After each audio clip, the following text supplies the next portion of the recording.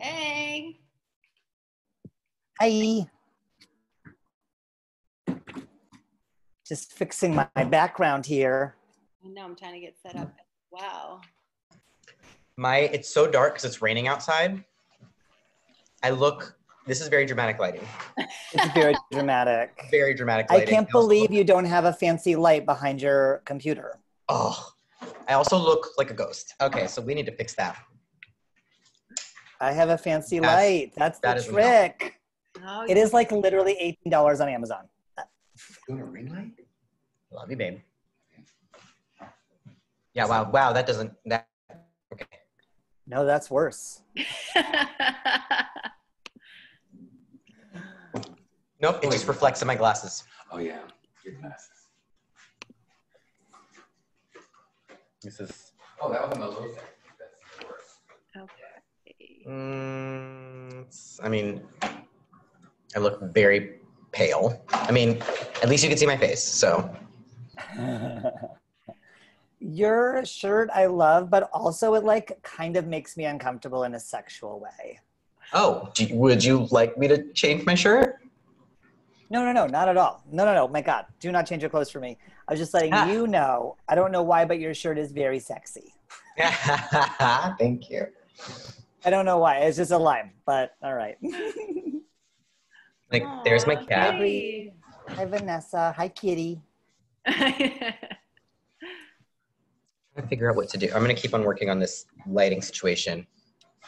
You cannot have my food. Good. Just checking my emails now to make sure I don't have anything from Jari or Devin Norelle. I haven't heard anything from Devin Norelle, so I think all good on that front.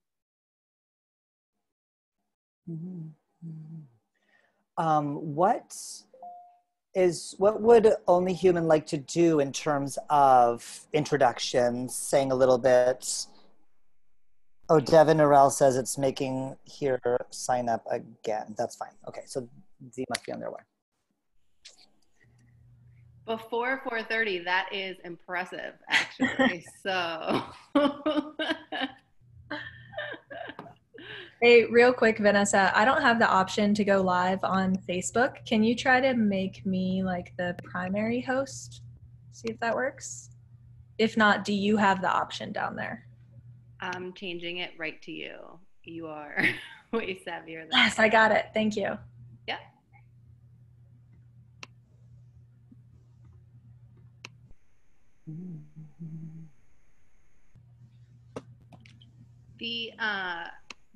The link in the calendar invite, though, didn't that get you right in here? Yeah. Mine made me re-sign up for the session. Oh, sorry about that. All right. Had to deal with much worse. This weird technology world we are currently in. That is true. We're all going with the flow with it, so. Weird time to be alive. Bree, to answer Tristan's question, did you want to do a little bit of an introduction, or do you want to let them just dive into it? Yeah, I think you guys just dive into it. I want everyone to kind of do their own thing and show up how you want to show up, and not really make it about Only Human, but about all of us learning and growing together. Amazing. It looks like Jari and Devin Norelle are here. Woo woo. Amazing. Can't hear you yet, Jari, but I'll just wait. You just unmute yourself. We'll figure it out. No, but it does say that you're muted, so. There we go. Hello? Hello. Hi. Happy anniversary. Oh, thank you. Is it your anniversary? It was the 19th. Aww. Happy anniversary. Thank you. See, I'm an amateur. Jari has this gorgeous light set up where she is glowing. I have no idea what I'm doing. Either I turn my light on and I look like Casper the Friendly Ghost, or I turn my light off and you don't see me at all. Beans is trying to like swoop in and make herself the panelist here. I love that literally she's just sitting so came nicely from there. a 8-hour shoot today. Ooh, congrats. I'm like, oh, we're up, and we're ready to go. Yeah. Also, don't mind the thunder that is screaming from my windows. Is it raining by you, Sammy? It is, yeah, like thundering. It's hilarious. I was like having a conversation with my boyfriend earlier, and like the thunder would come at just the right dramatic moments. And it would be something like, oh yeah, it's not over. Go, go, go. Or like, everything sounds like a soap opera right now. It's like a punctuation, yeah. Telenovela. It is a novela, oh my God. Hello, Devin. What's the name of our novela? Hi. Can y'all hear me, or does it sound like a fan? Because I have the fan right on my face. I don't have an AC in this room. No, we can Hi. hear you. Great. Hi, everyone. Happy anniversary, Art. Oh, Thank you. That's Thank dope. you, baby. I hope y'all don't hear all this amazing. thunder and shit that's happening right now. They were literally just talking about the thunder. Oh my God, it's scary. Is it thundering by you too? It's going Yeah. down in New York. Are we all in Oh New my York? God. I am. I'm in Portland, but all the rest of y'all are in New York. Oh yeah, okay, that's why everyone Everybody? is thundering. Portland is Yeah. usually the water place. It is, but it is 1,000,000 degrees today, over 80, so real hot. Mhm. Well, I'm so excited for you all to be joining me. I have unvideoed a couple of people just so that if folks aren't familiar with how to use the speaker view, you can click that and then just the person who's talking will come up, or you can go to the gallery view and then you get the whole Brady Bunch effect. But But a gallery view. but if you're not a guest speaker, then you can also toggle your camera off for now, and we can give the floor to our panelists. Well, thank you all so much for being with us today. This panel is brought to you by Only Human, our friends at Only Human, as part of their month-long commitment to elevating and centering trans voices. Every single month, Only Human picks a different topic, a different community to focus on. And this month they're focusing on us. So we're really excited about that. Also, I instructed the panelists to all wear their Only Human shirts and they didn't. So Oh, I missed that. Can you go get mine? it's okay. No. But I just Mine wanted to is in show the you next that room. I can go grab it. this is my That is Only so Human funny. shirt. There it is. Okay. Hard to do with the headphones on, but now is a great time after we're done to head over to Only Human because this month their work benefits the Marsha P. Johnson Foundation. Yeah. So grateful for them. So the way that this panel is going to work, you can pop your questions, comments, anything you want to say in the chat as we go. And I have some amazing questions for our amazing panelists. So we're going to start with some questions, a go round of introductions, have a little conversation, have a little Q&A with you all.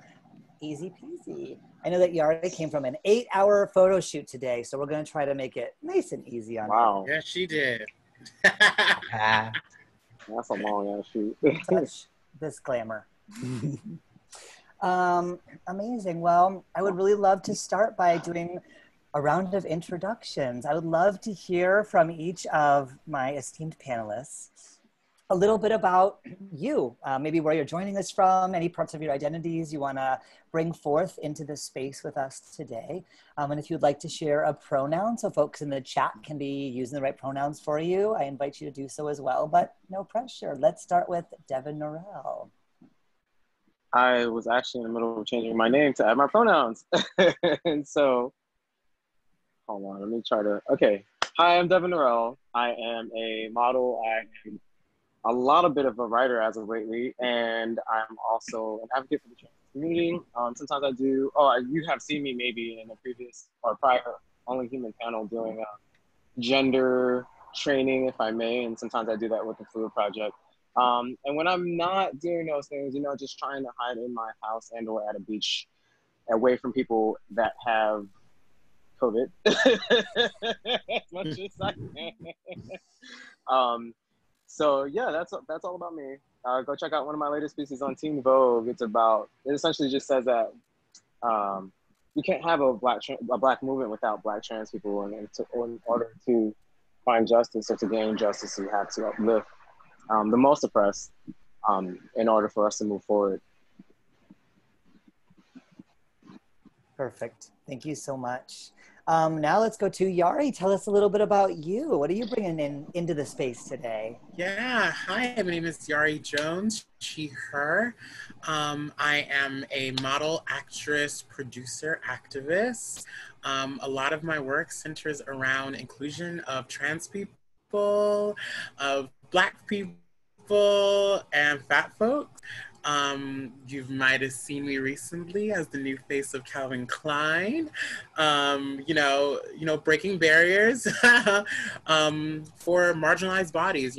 I'm all about celebrating, uplifting, and showing that marginalized bodies are worth the celebration, worth the love, worth the respect. And through media, we have created blueprints of how we going to shift society to marginalize. Amazing. Thank you so much for being here. In the chat, I went ahead and put in Devin Norelle's article in Teen Vogue on Black Lives Matter and trans voices, as well as an article. If you're one of the few people who hasn't already seen the billboard, the Calvin Klein billboard, you better get with the program. And I put an article in the chat so you can check it out. Thank you so much to both of you. Samy, tell us a little bit about you. Hi, I'm Samy Figaredo. I use he, him, and they, them pronouns. I am an actor, an activist. When I'm not acting, I work as a transgender, gender nonconforming, and non-binary inclusivity trainer at the Ackerman Institute's Gender and Family Project here in New York. And I also work at an organization called Arts Business Collaborative, which is dedicated to improving quality of life for people of color in the arts and STEM. Maybe we'll have a whole different panel one day where I have a drink and I tell you all about the nonprofit industrial complex and how it has shut Black and brown people out for a long time. But it is really our mission and our job to reframe philanthropy to highlight marginalized communities, specifically people of color in the arts. So that's what we do. My activism generally revolves around education as far as trans people, yes, but also more specifically like trans people of color. Most recently, I partnered with the National Women's Law Center as to consult on and also promote their new curriculum that is actually available on their website. It's called Brick by Brick, and it is a curriculum, like a module, designed to educate students like around high school age, middle school, high school age, on LGBTQ plus history in America, specifically centering the activism of LGBTQ plus communities, and even more specifically, centering the activism of LGBTQ plus people of color throughout history in a way that we are hoping that if kids, LGBTQ plus specifically, have access to this curriculum because it is available for free online, can they now see themselves in a narrative that they've historically been pushed out of, and understand sort of like what kind of engagement and steps they can take, whether it is to organize, advocate, to activate their communities. So I recommend checking that out, and thank you all for having me here. Amazing. Thank you so much for sharing. We also know that the single best thing you can do to improve the lives of trans and queer youth is to put trans and queer people into their schools, into their curriculum. So yeah, amazing that that's happening, and thanks for doing that work. I'm Trystan Reese. I live in Portland, Oregon. I run a consulting firm that specifically does LGBTQ plus and inclusion work, working on radical transformation of communities, systems, and spaces, so that trans bodies, people, and spirits can be welcome in them. And then, bizarrely enough, in the past several months, I have taken my professional training in anti-racism work, and I've been doing one-on-one anti-racism coaching with white people specifically. And that has ended up being probably the most fun and rewarding work that I've ever done. And it's the way that I feel I can be of service right now in this time of the revolution, is to help people who are now ready to start doing their work. So yeah, that's a little bit about me. I'm also trans. I use he, him pronouns, and I'm a dad right now, full-time parenting 4 kids, a 3-year-old that I gave birth to, 2 kids I adopted, and a 16-year-old foster youth who is trans, who's staying with us as well. So wow, it's a lot. So, you know, the reason that we wanted to offer this panel, this particular topic, you know, it's been a really, obviously, an insanely bizarre time for many reasons all over.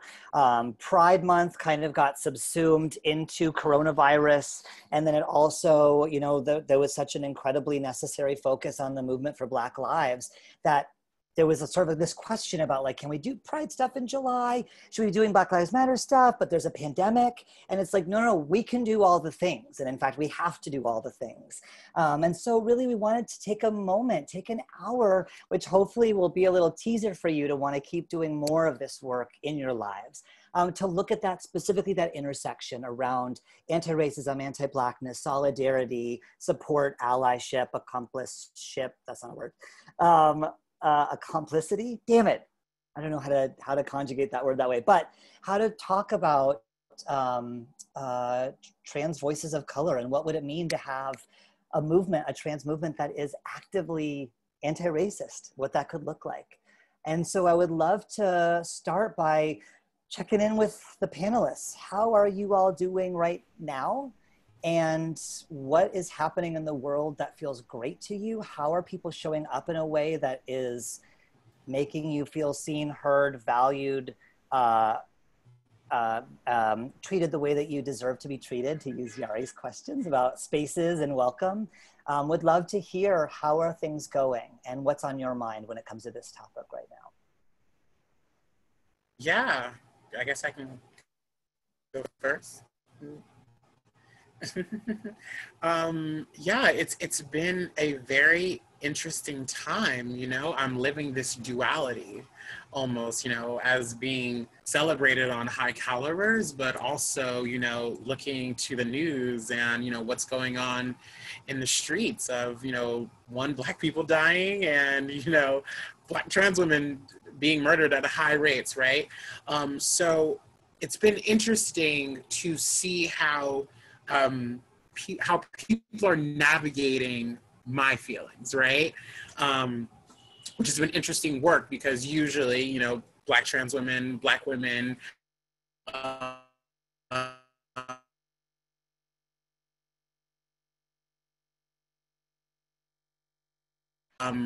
kind of, you know, forgotten, you know, or Yari, we missed that because you cut out.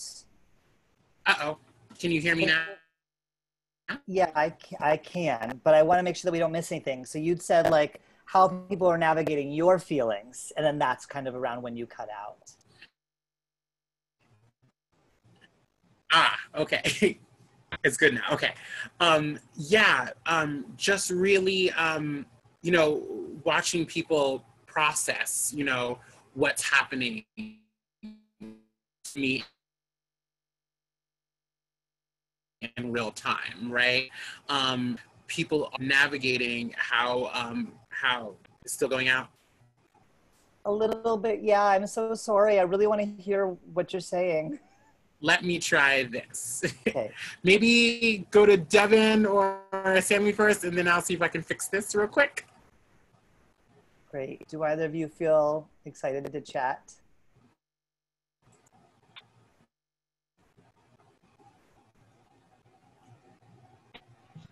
Wow, I just had an older millennial moment where I couldn't find a mic.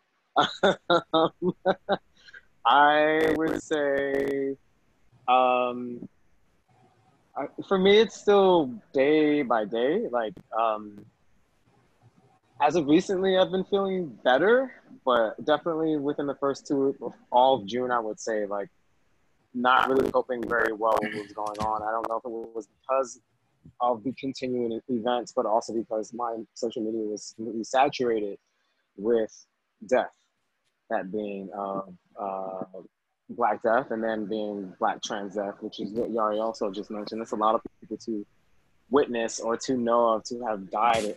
One of the most recent articles that I wrote were 6 Black trans women were killed in a matter of 9 days. And so it's difficult to hear it. It's even more difficult to write it. And my own editors have said to me, okay, we can't have you write this anymore because this is too much, you know? I'm like, I realize it's impacting me while also thinking to myself, well, I need to completely gloss over this because capitalism still exists, right? We still have to pay for our rent.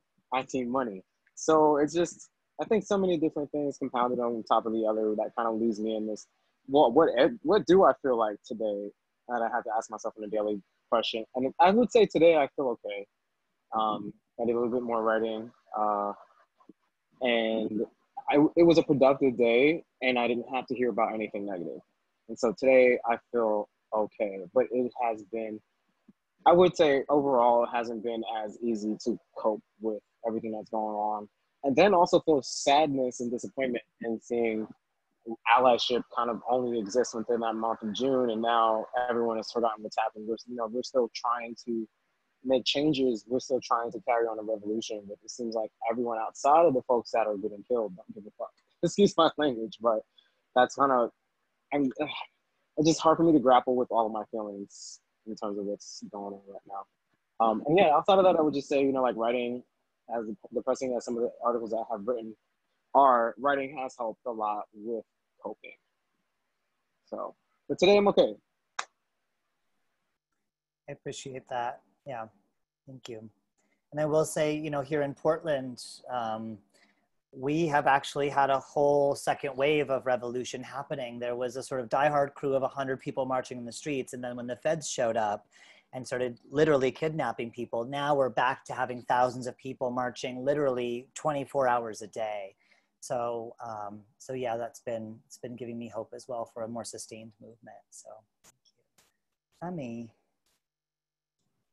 Yeah, it's a lot. And I definitely want to echo what Devin Norelle just said about Z feeling this sort of, you know, it's like, it happens every June, but somehow I kind of like was hoping this one would be different, where like everyone kind of comes out and is like, we want to highlight trans voices, we want to highlight queer people of color, da da da da da.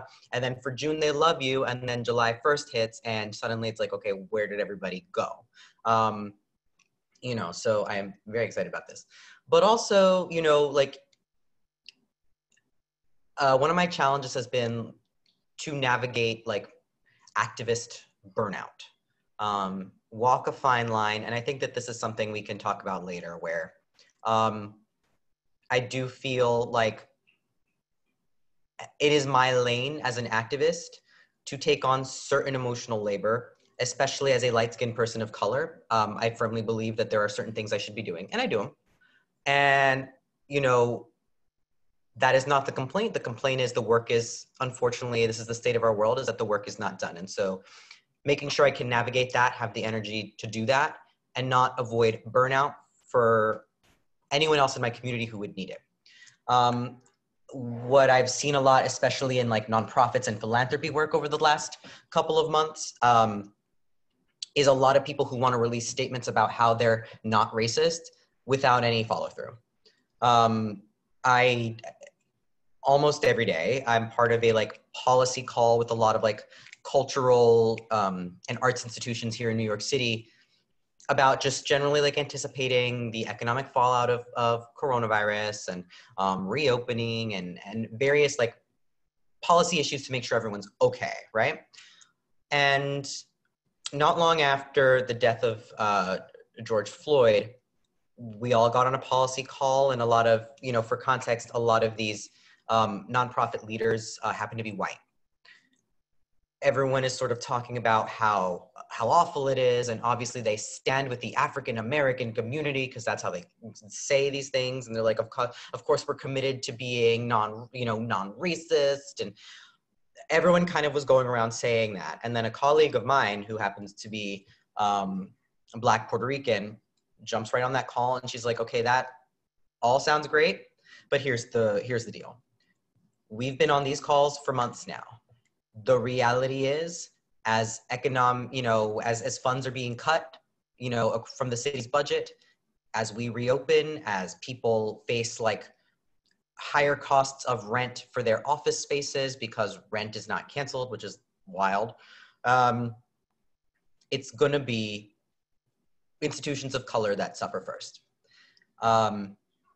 Most of the funding for arts and philanthropy in New York City right now goes to white-led institutions, even if they are institutions that claim to serve audiences of color.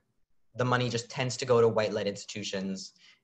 There have been many surveys that, indicating that investors tend to see leaders of color, whether they are Black or, Black or Indigenous people of color, as like less able to manage.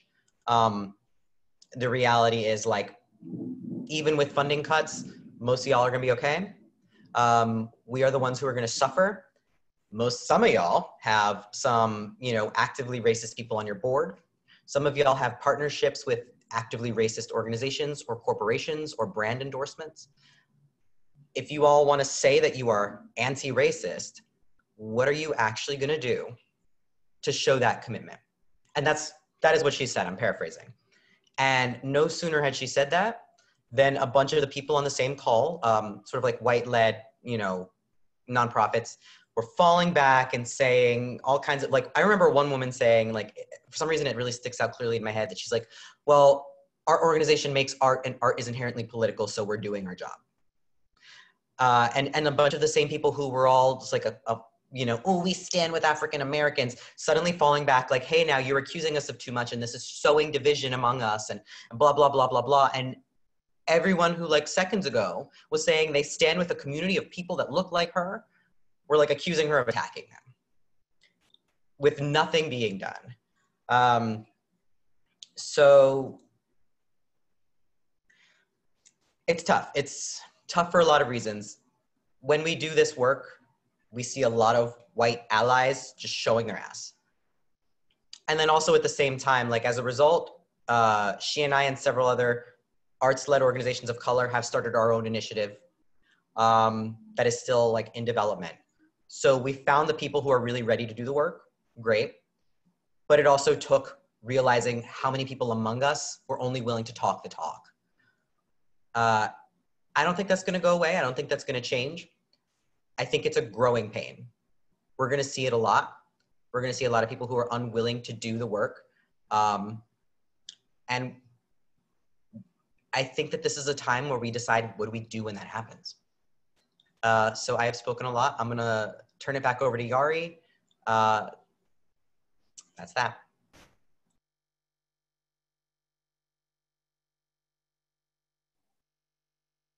Oh, we can see you, but we can't hear you. Oh, there you are. Can you hear me now? Yeah.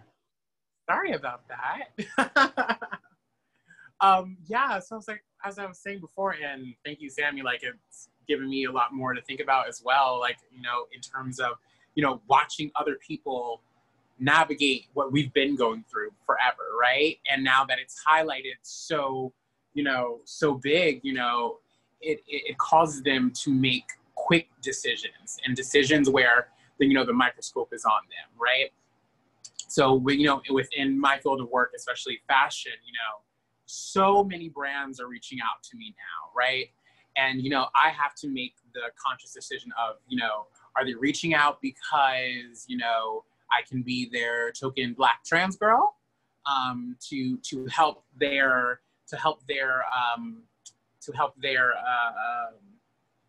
initiative to be, anti-racist, or to be, Black inclusive, right? Or are they really trying to do the work, right? And, you know, when it first started happening, you know, it was hard to like kind of depict. But then I'm realizing more often that I was like, that's for them to decide, right? And what I decided with these huge corporations and, or these huge like global brands, right, is to demand, you know, demand the financial backing, right, for grassroots organizations or, you know, trans-led, Black-led organizations up front before I do any work, right? And that's where I'm kind of like pushing it. And then as for the messaging, right, you know, them stating, you know, I stand for African American, I think they're going to do it how they're going to see their, how they're going to do it regardless, right? Whether they're going to be straightforward or whether they're kind of going to beat around the bush. But what I've allowed myself to do is to create my own messaging with it, you know, and being like the platform I have is going to push that message regardless, right? And if they go against it, they look like fools. So I think, you know, we are in a very interesting spot as, you know, as people of color, where because people are listening, I'm gonna say that in quotations, listening, we are able to move the message, even if, you know, even if these companies or these brands are trying to exploit us, right? There's a power that we're holding at the moment, at least what I'm seeing within branding, whether it's fashion, whether it's skincare, whether it's, you know, just different organizations in general. You know, they start with, you know, we want to show support, right?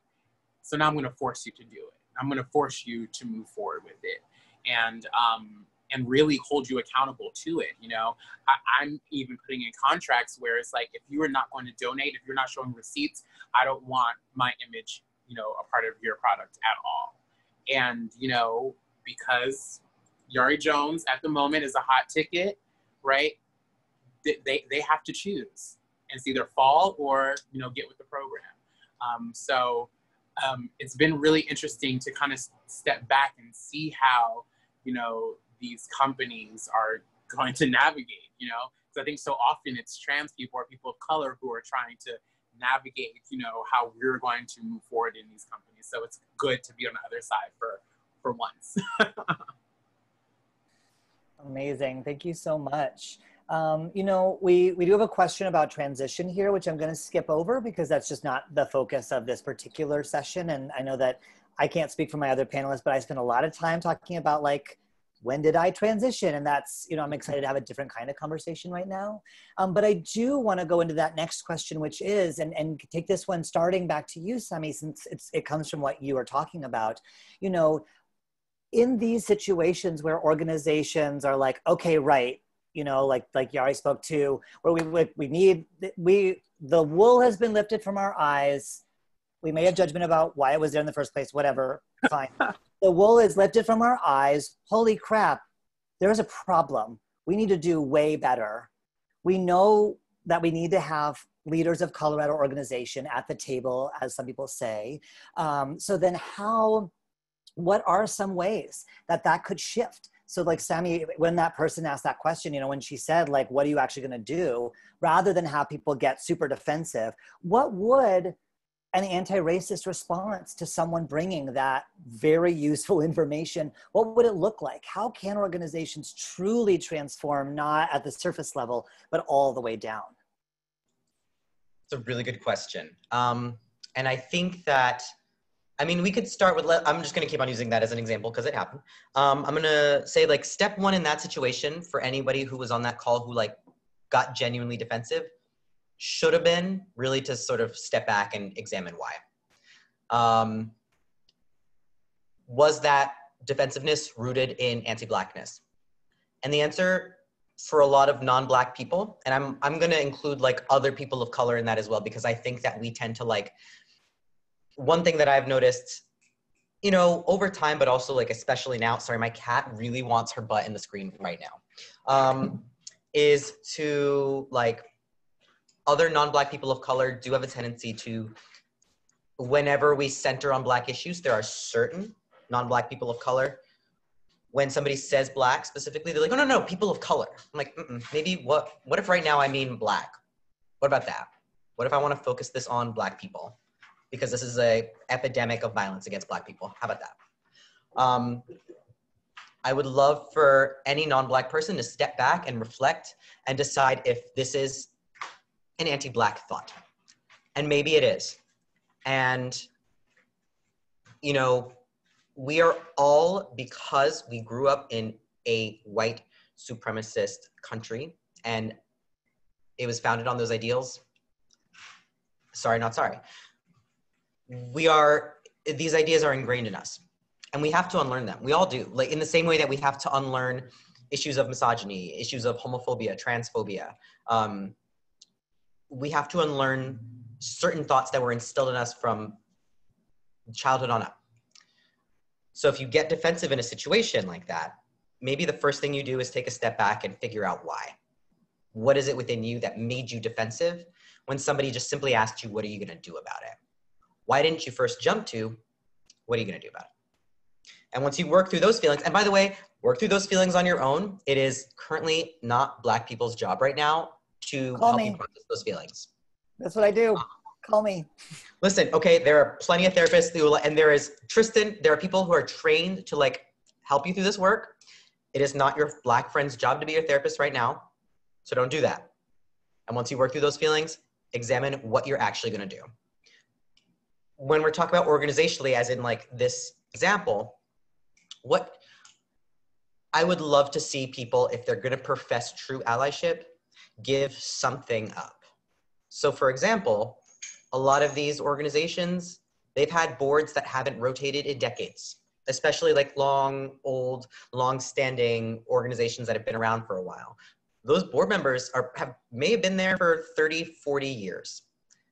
You may have some old white racist people on your organization who you're afraid to let go of because they're rich. You might have a relationship with a corporate sponsor that you're afraid to let go of because of whatever exploitative policies they have in their business, because they give you whatever, $2 million. You know, you might have an executive level position at your organization, or like, you know, there's been a history with this person making overt or covert, like racist, homophobic, transphobic, anything, actions against other members of your staff, but you kept them on because of whatever connections they had, because you are convinced that they're the only one that can do the job. When things like this happen, you actually need to figure out what you need to do something. And it's often going to involve giving something up, because if you do all of this reflecting and you have come to the decision that like the comfort and stability and sustainability of your organization only exists because of certain certain racist practices, you cannot profess yourself to be an ally, period, until that's rectified. So what do? Do you get rid of them? Do you create a new culture at work that, you know, involves policy and action? Do you divest from certain relationships because you know that they are not ethically what you stand for? What are you willing to do to actually follow through with whatever you are professing? Are you saying that you are anti-racist, but there are no people of color at your organization? Maybe you should hire some people of color at your organization. But it requires, I mean, I won't go on too long. I know I've gone on too long already. It requires actual action. Like, you can't just say it. And you don't get to declare yourself an ally unless you've actually done something to ally yourself with the community you're trying to serve. Thank you. Devin Norelle and Jari, things to bring to that conversation about what does real organizational change look like? We already know it's hiring Jari as a model. So, so she can make some demands of you. And what else? How do we know when it's just someone sending out an email saying we're anti-racist now versus like real profound structural change?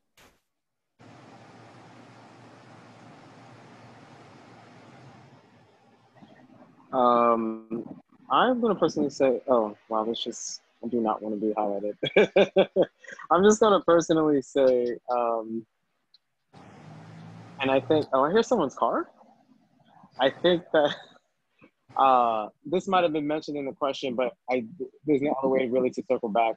It's not just a matter of hiring Black people or having Black and or POC people among your employees. I just walked behind Vanessa. Another thing is that's happening is we kind of, what was just said was like the boards haven't rotated in what, decades? Was that what you said, Sammy? Okay. And so like I'm just thinking about, even outside of the board, why aren't there any Black and mentors, say, in fashion or magazines and Condé Nast, right? Why aren't there in any organization, whether it be media industry, finance, why haven't Black people been hired in all of these decision-making positions? I think when people hear, hire more Black people, hire more POC people, it's just like, let's hire, probably in the most racist person's head, let's hire, a janitor and an administrative assistant, which is what has been delegated to Black people for an endless amount of time, right? Not to say that those are terrible jobs to have, but those aren't decision-making roles, right? So and we are always kind of thrown at the bottom of the cast fold. If you want a company that's going to reflect what you're stating, we believe in Black lives, and your board, not just your board, but the people that are running the business outside of the board need to look and be the same people that you're claiming to represent, to protect, etc. And that's not, I feel like, rarely the case. And then also, my second thing is, people say this so often, but then a racial incident will happen at work, and the person who may have targeted another person, if I may, isn't reprimanded. It's kind of just like, apologize and we sweep it under the rug. And that happens way too often. And I think social media was great at calling that out this time around. I look at Estee Lauder and a bunch of like makeup and other fashion companies that are so fucking tone deaf. It's like, we stand for Black lives. Here's our Black block right here. And then so many comments, when I was at Estee Lauder, when I was at MAC Cosmetics, et cetera, et cetera, et cetera. And literally just story after story of some incident that they may have been targeted for being Black. And when they reported it, it was just ignored and or brushed under the rug, or, oh, this is not, it's not that serious. Let me dismiss it because I'm just going to play it down. But you can't do these things and then claim we believe in Black lives. So that's something that's also like, you need to change the policies, but you also need to enforce them, which is rarely ever done. I mean, this is even for trans people. I can imagine the amount of trans people that are discriminated against within the city of New York, where we have policies that are trans inclusive, right? But I'm just going to say, when it comes to our marginalized groups and policies that protect us within the workplace, they are never enforced. And so I think that's, you gotta, if you're gonna talk the talk, you gotta walk the walk. So yeah, great, you have policies, wonderful. We're all inclusive now. Meanwhile, this guy just called me N-word at the end of my cubicle, and y'all just like, oh, it's no big deal. Like, you need to be able to heavily enforce it. If anything, this person calls me an N-word, that person needs to go. And then you can claim Black Lives Matter on your Instagram, on your Facebook, or whatever Black dot that should represent BLM for that day or two on your social media and or in your official press releases and etc. Sorry, I don't mean to take up so much time. No, I love hearing those stories, and I think those examples are spectacular. So yeah, I really appreciate that. Jari, I see you're unmuted too. I want to hear you. Yeah, I kind of want to combine what Devin said and what Samy said, this idea of, having to give up power and, also, what hiring Black folks means, right? So yes, like Black people are not being hired to be in positions of power. But then when we are still at the bottom of the totem pole when we're there. So, you know, there are a lot of Black folks in the rooms, right? There are a lot of Black folks at the table, you know, they have a seat, but none of their ideas are being taken seriously. They're not being listened to. You know, they're there just to be a check off, right? To be the token. Well, we have our Black person here. And only time they are considered is when, you know, companies under hot water for racial tension or for you know, very unintelligent, you know, products, or, you know, just, you know, things that, you know, are having to, you know, be more specific, I guess, within race, right? So I think what's interesting is actually being able to give up power in a very large way, you know, to distribute power within boards, right? And not just have your 60-year-old white head honcho who's been there since he was 30, right? You know, giving the power, giving people the ability to speak and share idea, and to, you know, execute it, to actually move forward with it, you know? And I think, you know, when history allows, or when, you know, companies allow Black folk to take the lead, or to even, you know, be, you know, heavily considered with ideas like that, it showed that it works, you know? I think that's what's so funny about it, you know? When we see these companies that only have white people or, you know, older white men, and, you know, well, this is the culture and this is just how it always been. And, you know, there are hundreds of companies, successful companies, that, you know, hire Black people and, you know, actually move forward, you know, and become more progressive than what you're seeing. So yeah, I think it's that, you know, really, really taking into meaning what, you know, giving up power really means. You know, it's not just allowing a Black person in your office today. You know, giving up power means, you know, like, you know, really, really splitting up, you know, the responsibility and, you know, letting people take things on because they're most definitely qualified for it. Amazing. And I think that the thing that I'll add before we keep moving is it's also about looking, like, you have to do a deep dive into your organizational culture. You know, you hire folks of color and they come into a deeply white supremacist culture, they're not going to thrive. And then people are going to be like, well, see, we tried and it didn't work. And it's like, well, no, fool. It's because the systems that they walked into had everything already stacked against them. So of course they're not going to be able to survive and thrive. So of course it's accountability, as Devin Norelle spoke to. And of course it's action, as Samy and Jari spoke to. And it's also about taking a really close look at your culture, and are people really ready to take the leadership of folks of color and step back, as I think everyone said, and really learn and be led, even if it feels a little different than it has for you in the past as an organization. I would love to, if it's okay, piggyback off on that real quick, because everything y'all just said is like, there's something I want to bring up. I also don't want to take up too much time.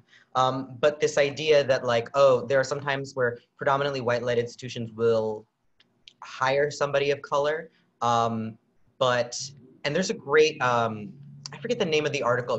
It was called like it's like a flow chart for being the problem person of color at an organization, and the way in which, like, even after you hire somebody, if you don't change anything about your organizational structure, your policy, or culture enforcing it, you know, that person ends up getting pushed out because they have been silenced and their labor has been taken from them. They've been exploited. And then when they leave, suddenly people go, oh, see, this is why it didn't work. And something similar happens in, like, other industries that I have navigated, and I know that Devin Norelle and Jari have navigated, where like within casting specifically is what I'm thinking of right now. A lot of predominantly, casting is very white. It's predominantly white and cis. And, you know, we always have this issue when it comes to, like, casting trans, where they might cast a trans, or they might cast a cis person in a trans role. And then whenever there's backlash, people fall back and go like, oh, but there's no qualified person, there's no qualified trans actor anyway. The same thing happens like with, you know, with people of color in roles, like, oh, there's no qualified like actor of color anyway. When the reality is like, they're all there. There are plenty of reasons why institutionally they haven't been supported, whether it's like they tried to go to conservatory and they're like cis white professors saw themselves in the young white student and decided to mentor that student and not the student of color, whether it's because these places are very expensive. And so like a family of color living below the poverty line can't exactly afford to send their child to like a conservatory, but a richer family could, and, you know, can pay so-and-so's way until they get their big break. There are a lot of like other issues where like, again, like casting so white, there aren't a lot of opportunities for, and this gets into something else that is like its own can of worms. There aren't a lot of opportunities for people of color and or like trans people, period, to break into casting because it's so top down. A lot of people outside of the entertainment industry think that it's about merit and about, oh, if you're qualified, you get the job, instead of what's actually true, where there's a lot of like implicit bias in this top down like casting process. That means that like, there are plenty of qualified trans people of color. Nobody's even looking for them because there is an inherent bias among the people who have decision-making power that we're not qualified. So nobody's actually looking for us. It's something that I'm bringing that up. I'll wrap it up, but it's like something that I've observed across fields where there needs to be along with these policy changes, along with personnel changes, there needs to be a culture shift that acknowledges, you know, it's not about like making the diversity hire. This person is not a diversity hire just because they're a person of color now at your organization. You just finally are aware that there are Black and brown people out there who are equally, if not more qualified to do this job that you haven't been allowing them to do before. That doesn't make them the diversity hire. This is just the first time you've actually hired diversity. And that's that on that. Thank you.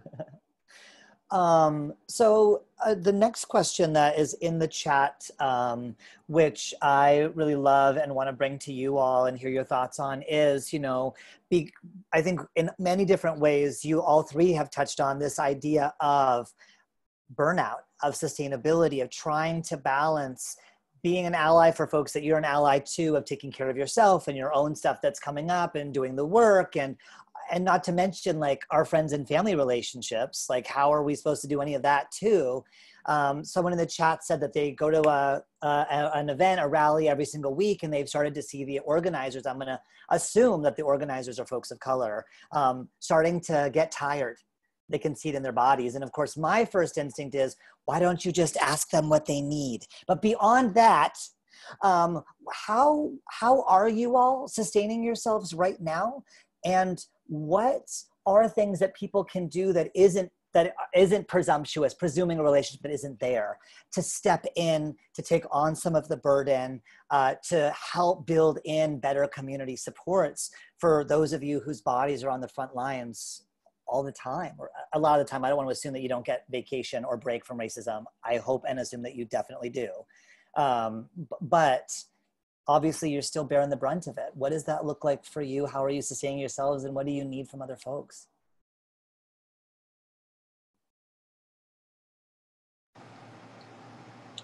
Yeah, I have been, you know, been thinking strategically about, you know, how I interact with people now, especially, you know, with visibility coming at so many different angles, you know, whether it's positive or negative, or just because, you know, people are starting to now realize that there is a reason to march for Black lives, you know, or reason to fight for Black lives. So like, it's still it's a different kind of visibility, right? And, you know, what I've realized about it, and, you know, again, whether it's positive or negative, is like, people want to consume. They want to suck in as much of you as possible to, one, feel some sort of empathy, or two to figure out, you know, what it means to them, or what your liberation means to them. So, you know, I get a lot of messages online where, you know, especially, you know, right after the death of George Floyd, and then the 2 Black trans women, where I'm getting these long messages from, like, you know, people who I consider allies that are just, you know, trying to pull everything out of me to, you know, to either congratulate them on, you know, awakening or trying to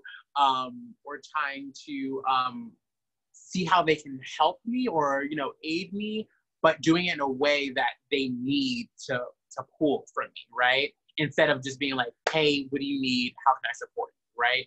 It's like the message first. I need to tell you the most racist things I've heard. I need to tell you the most transphobic things I heard. I need to tell you the details of every trans person who died or George Floyd. And then I'm gonna ask, how can I support you? You know, it's like, it's that pre. So now I've kind of just have to, you know, sift through messages, even when I think people are trying to be positive or trying to, you know, be in best interest. But I really have to, like, take a moment back because it's so constant now. And whether that's, you know, the Calvin Klein thing or whether that's Black Lives Matter, you know, being at the forefront, you know, people are wanting to you know, suck you dry. And I've seen it in so many different, you know, ways, you know, even before this, you know, going to events, you know, people are like, oh my God, Jari Jones, can I talk to you? And I'm gonna tell you everything I need to, you know, and it's like, this is not the time or the space for that, or maybe I don't even want to do that, right? You know, but, you know, there's no consideration in asking, right? And, you know, they assume that, you know, you're probably talking about this all the time, so why not with me, right?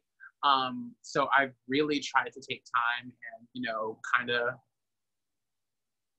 extract myself from it, and, you know, go at my own pace, which is so important, you know, finding time to just, you know, have mindless thinking and, you know, to be able to just be around supportive people and, you know, and to make those demands or those boundaries clear, you know, even with my own family or even with my own circle, you know, like today we're not talking about this, you know, today we're gonna just enjoy ourselves. We're gonna go to the beach, we're gonna go to the park, you know, because it's draining, you know, it's draining because it's constant, you know, people are going to make it more constant even when you're trying to shut it out.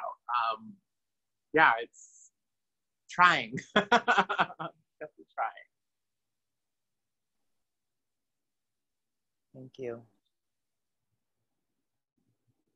Samy or Devin Norelle, anything you want to share?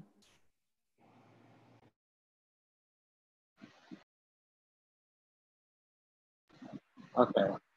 Sorry, I was trying to find that question again. No.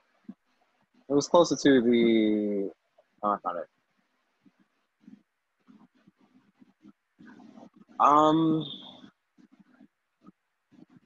I think Trystan brought this up earlier, but, you know, like some of the people that are, I'm assuming that some of the people that this person is referring to, that these people are Black. Although a lot of the folks that are running or protesting every day here in New York are white, surprisingly so. But again, that could just be a result of we finally have figured out what we've been trying to say for the past 7, but really 4 or 5 centuries of being in America. I would say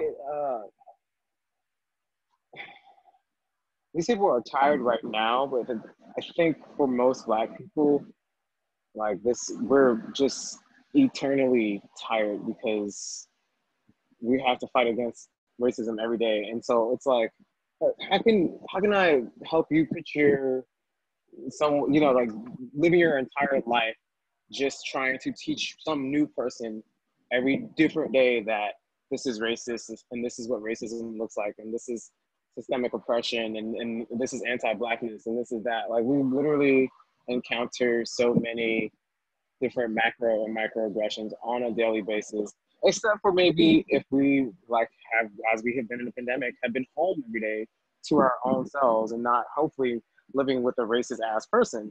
I unfortunately know of people who are in New York that are and are experiencing some of the worst moments of their life despite everything that's going on. So I guess for the folks that are on the front line though, outside of just, you know, asking them how are they feeling, perhaps offering to give them a break. Hey, do you need a break from this? How can I help? Offering free resources, food, water. Maybe they hurt themselves and need someone to take them to City MD or something like that in different states. There's so many different things that can be done, but off the top of my head, all of these things come down to just offering yourself up for service to the folks that have been fighting on the front lines, whether today or since they were 2 years old and can speak and say, this is racist.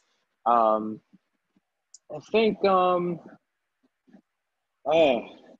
this sounds like a really ridiculous idea, but for some reason, as I was reading that question, I immediately thought of the way that nurses are kind of handling the overwhelming amount of cases that they have in various hospitals, at least when it was bad here in New York. And as I'm assuming it is getting in other states, they would have 10 days on, 10 days off. But that's also assuming that you or anyone that is asking this question is more involved in organizing these protests, et cetera, and or have the time to do that. But maybe there's a way that you can volunteer your services to create that schedule for them. I don't know. There's so many ways to do different things, right? But I think all of them are based in not just asking how that person is, but and also not picking their mind. Like Jari just brought up, that's super important. Just accepting what they say as their feelings and saying, okay, well, how can I help? How can I support you? Can I offer you this? Yada, yada. And yeah, that's pretty much all I can think of. The analogy I use, because there's so much rich diversity in nature and biodiversity, especially around like sex and gender and all those things. The analogy I love is the wild geese. You could see I have geese tattoo, because a flock of geese, there's no leader in a flock of geese. There are 3 that are at the front. When they get tired, they fall back, and then the next row of geese come up to the front so the others can just ride the tailwind. And so I always think about in communities of organizing, that's how we should be. We should be tapping in, tapping out, letting other people take over. And that also builds a more sustainable movement. So the 4 people in charge don't burn out and then leave and go to, where were you just, Devin Norelle, Puerto Rico, where it looked so beautiful? I was like, dang, why would you ever come back? Yeah, I didn't want to at all. I was sequestered in a condo that was facing the beach. Gorgeous, gorgeous. Well, Samy, I know you mentioned this exact topic as well. I'd love to end with a couple of words from you before we go into how everyone can follow and support all of you all in your amazing work. Oh, thank you. Yeah, I'll be quick. I feel like everything that Jari and Devin Norelle have said is amazing, and so I don't want to. I don't have too much more value to add. I think for myself, the ways in which I try to combat burnout and also like try and support other people, because I have also, like, you are exactly right. I see a lot of the same people, and people are getting tired. And one thing that read the room sounds so callous, and I'm not trying to be callous and dismissive, but there is a little bit of even when you are like asking how to help, let people lead you in how to help them. Because one thing that I've observed for myself and for other people I know is that, for example, I know people that are like actually kind of tired of being asked how they're feeling. Especially like some of the people I know who are specifically like Black trans organizers. Like, I am tired of everyone asking me how I'm feeling right now. You know, instead of like, and maybe they do need help that translates to action. I would caution anybody against like swooping in and assuming that you are going to like, I've got you, I'm gonna take care of you. Like maybe the person actually does need like actionable steps for support.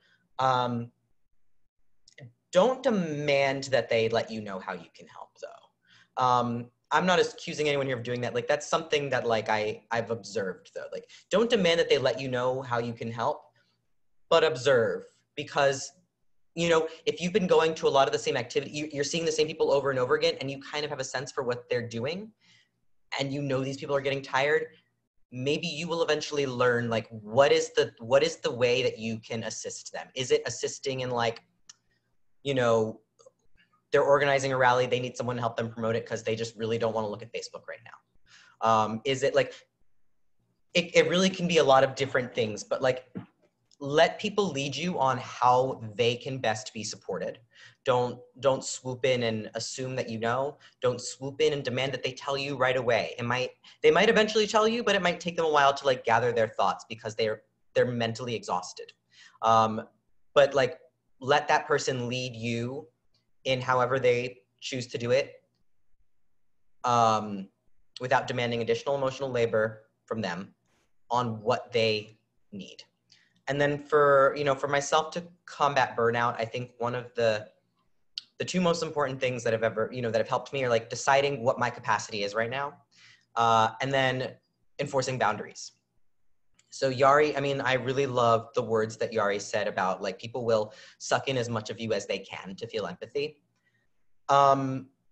That happens so much, and they often do it under the guise of like, oh, but I'm just trying to learn more. Like if you don't help me, then who will? And like and it's like an internalized belief in me as well that like I just kind of need to get over the reluctance I have with simply saying like, so training is my job. Here is my rate for what you want, and when you're ready to pay it, just like come on over. But I can't keep doing it for free. Because at a certain point I need to take that off, because simply doing that labor for somebody and even the educating, while I see the value in it, otherwise I wouldn't be doing it, it's tiring. So establishing that boundary of like, I can no longer like do a lot of this lifting for you in terms of your education for free. I am happy, I am happy to do it. You can't afford to pay me, great. But you also cannot demand that like, we are going to sit down and have a talk about this. Maybe the most, if you need to learn more and I say, here's my rate, and you're like, I can't afford that. I'm like, well, great. Because I otherwise can't afford to live if you don't pay me for my services. Maybe what we do is like, we commit to like, I will find you places where you can go read more. Let me Google that for you. Right. I'll do that. Like, I really don't mind. I know some people would like, some people don't want to even do that. And that is, they've got too much else to do.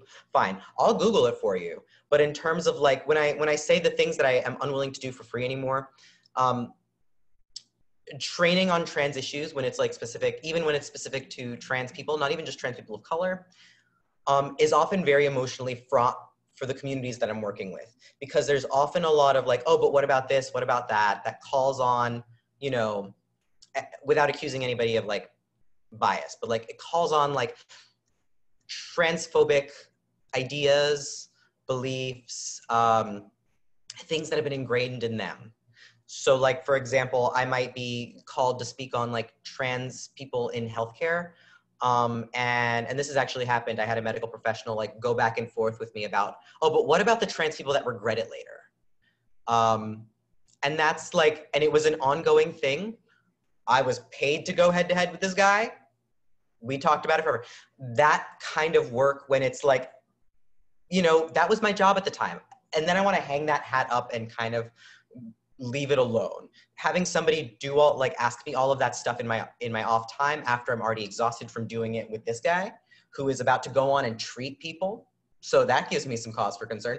I don't want to keep doing it again for free, and then, so establishing the boundaries and what I have the capacity for, like I have to get over that internalized belief that like, oh, I'm being arrogant. I'm being like cocky about it. I'm being rude.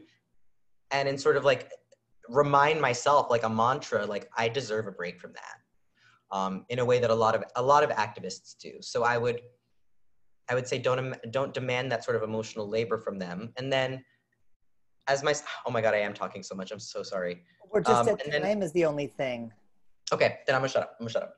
I know. Thank you so much. I want to keep going, and I also want to be really respectful of the time that we've hired you all to be here for, and that we've committed to. And I think if folks can go back to Only Human and be like more, then like let's come back and do 2.0.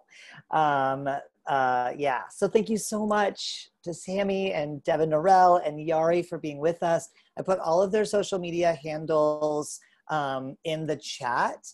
And then if there are other things, I know Samy, you put your email address in there already. If there are other like websites, asks, projects that you all are working on that you would love people to support, just please throw that in the chat for us.